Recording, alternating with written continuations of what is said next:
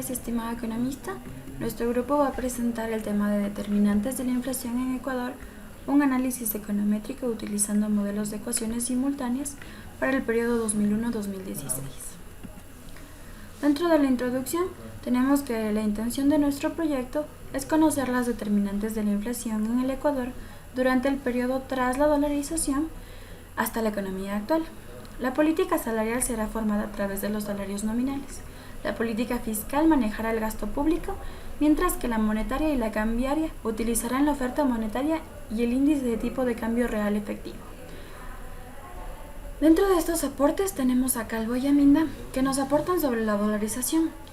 Nos dicen que esta conlleva desventajas y ventajas, por lo cual es necesario realizar valoraciones empíricas a profundidad para determinar si el cambio de moneda logra lo que se propone.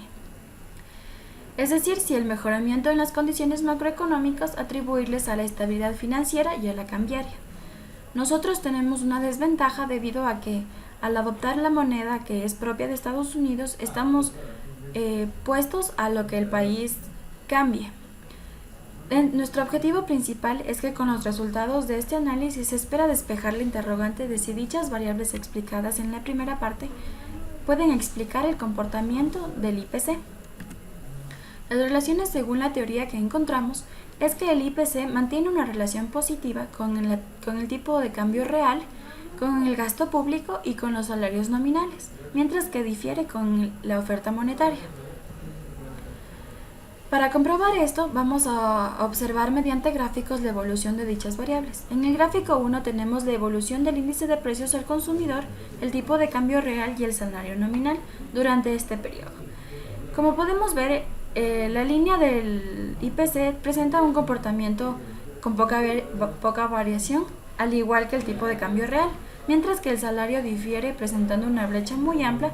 Esto puede darse desde el ritmo más o menos del año 2008, debido a que el nivel de precios y el cambio de moneda se dieron. El PIB real per cápita se elevó en la dolarización y el Ecuador, a pesar de ser un país pobre, la dolarización fue una reforma que dio mucha significancia porque restituyó la estabilidad económica, terminó la recesión y la devaluación monetaria extrema de 1999 que casi dejó a todos los ecuatorianos pobres.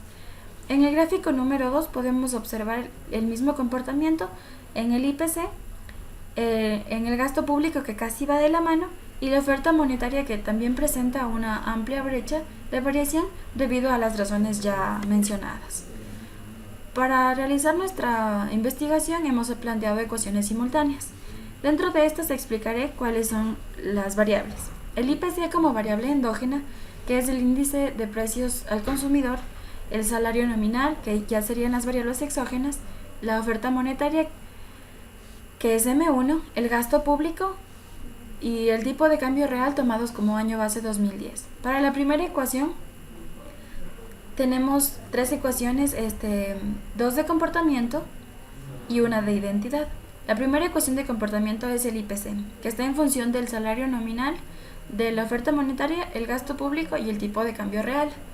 Mientras que la segunda ecuación es del salario, que está en función del IPC actual y un rezago del IPC. La tercera ecuación es la igualdad del IPC. Para poder probar los procesos de estimación y de identidad, hemos probado primero estacionalidad. En esta diapositiva mostramos los resultados que no presentan estacionalidad y permiten pasar a dichos procesos. Lo logramos mediante tasas de variación, ya que las variables en logaritmos o en variables nominales no presentaban estos resultados y no nos permitían proceder a identificar y a estimar. Por tanto, estos resultados, en donde vemos que el IPC, el salario, la tasa de cambio real, el gasto y la oferta no presentan tendencia en sus gráficas, por tanto podemos pasar a los procesos de identidad. Bueno, para continuar con el desarrollo de nuestro trabajo vamos a ver lo que es la identificación. Para resolver este problema de la identificación tenemos dos métodos básicamente, que es el método de ecuaciones reducidas y que es el método de orden. En este método de ecuaciones reducidas vamos a reemplazar esta segunda ecuación de comportamiento en la variable salarios que corresponde a la primera ecuación. Entonces aquí planteamos la primera ecuación y lógicamente en la variable que corresponde a salarios ya hacemos el intercambio con lo que les había mencionado anteriormente.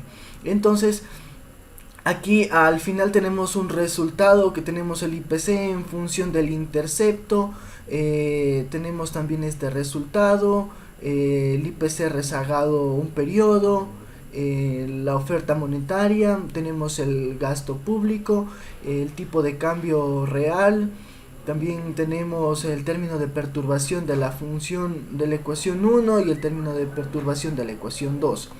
¿Sí? Para el método de orden ya conocemos que debemos considerar el número de variables endógenas y conocer qué cantidad de variables tenemos tanto en la primera ecuación como en la segunda ecuación. Y aquí tenemos la condición de que el número de variables encontradas en la ecuación número 1 tiene que ser mayor al número de ecuaciones de variables exógenas endógenas en la misma ecuación.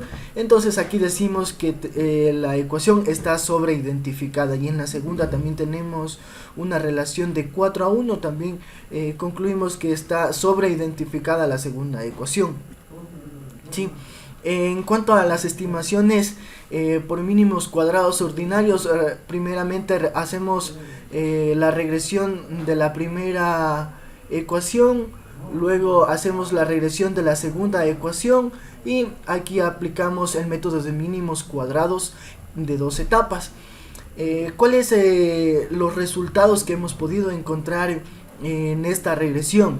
Por ejemplo, podemos contrastar con la teoría todas esta relación tanto directa como inversa, podemos contrastarla con la teoría. Hay que recordar también que hemos corrido esta regresión en función, el IPC en función del logaritmo de los salarios, del logaritmo de la oferta monetaria, del logaritmo del gasto público y del logaritmo del tipo de cambio. Entonces, los resultados que encontramos aquí es básicamente que la relación entre los salarios y el IPC es una relación positiva. ¿Cuál es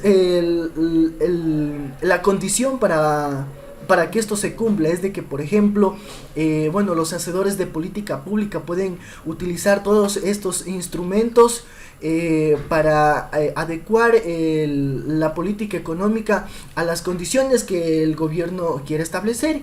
Entonces puede modificar la inflación a través de los salarios. Conocemos que en nuestro país los salarios están determinado mediante el método de indexación retrospectiva, esto es decir, que toma en consideración la inflación del periodo anterior para así ajustar los salarios. Entonces, a medida de que la inflación es baja o alta, el gobierno establece cuáles son los nuevos salarios nominales. Pero esto también tiene un problema, porque en periodos de recesión no puede ser una buena solución para dar una impulsación a la economía. Y en periodos de elevada inflación también puede causar efectos negativos, porque no se podría controlar la inflación. Aquí tenemos que, por ejemplo, a medida que aumenta el salario en 1%, la inflación aumentaría en 17.53%. Estos son los resultados que hemos podido encontrar con respecto a los salarios. Con respecto a la oferta monetaria, en nuestro país tenemos una moneda que no es propia. Entonces el gobierno no puede utilizar la política monetaria para poder modificar o poder estabilizar la inflación. Pero en nuestro caso estamos la oferta monetaria o el ingreso de dólares está restringido por las exportaciones, es decir que si nosotros queremos que ingrese más dinero a la economía tendríamos que exportar más, entonces la producción en este caso aumentaría, pero como nosotros también dependemos en un 70% de las exportaciones, el efecto que produce las importaciones es un efecto estabilizador, porque las importaciones, nos provocan una inflación de costes. Entonces lo que haría básicamente las exportaciones es estabilizar esta inflación de costes. Y aquí tenemos que, por ejemplo, que a medida que aumenta en 1% la masa monetaria, la inflación disminuiría en 10%. A medida que aumenta en 1% los ingresos nacionales, la inflación disminuiría en 10%. Con respecto al gasto, tenemos también una relación positiva. Entonces el gobierno mediante la política fiscal podría incidir en la inflación. Y tenemos en este caso que a medida que aumenta el gasto en 1%, la inflación también aumentaría en un 5%. Bueno, esto con respecto del gasto no tiene mucha incidencia si lo comparamos con los salarios, porque también habría que considerar el multiplicador del gasto. Pero bueno, la relación que encontramos básicamente en este periodo de estudio es de que es una relación positiva, y a medida, como lo había mencionado, que aumenta en 1% el gasto público, la inflación aumenta en 5%. Y con respecto al tipo de cambio fijo, tenemos tipo de cambio real, tenemos también una relación positiva. Entonces aquí podemos decir que a medida que aumenta en 1% el tipo de cambio, la inflación también aumentaría en 1.53%. Como ya lo había mencionado, en el tipo de cambio en nuestro caso es un tipo de cambio fijo, y también está restringido mucho con el tema de las exportaciones. Nosotros dependemos, nuestra economía depende en un 70% de las importaciones, y por lo tanto al venir los productos con un precio muy elevado, también lo que genera en la economía local es una inflación, pero es una inflación de costes. Sí, no es una inflación por salarios, o no una inflación por oferta monetaria, sino más bien es una inflación por el tema de costes. Sí, esto es lo que hemos podido encontrar en el periodo de estudio 2001-2017. Entonces, lo que cabe mencionar es de que los hacedores de política pública pueden utilizar todos estos instrumentos que ya los había mencionado para estabilizar de alguna manera el IPC, o para a ver cómo lo pueden utilizar de la mejor manera, y así acomodarlo de acuerdo a las condiciones que se requiera, que requiere el Estado, ¿sí? Esto ha sido nuestro desarrollo de trabajo.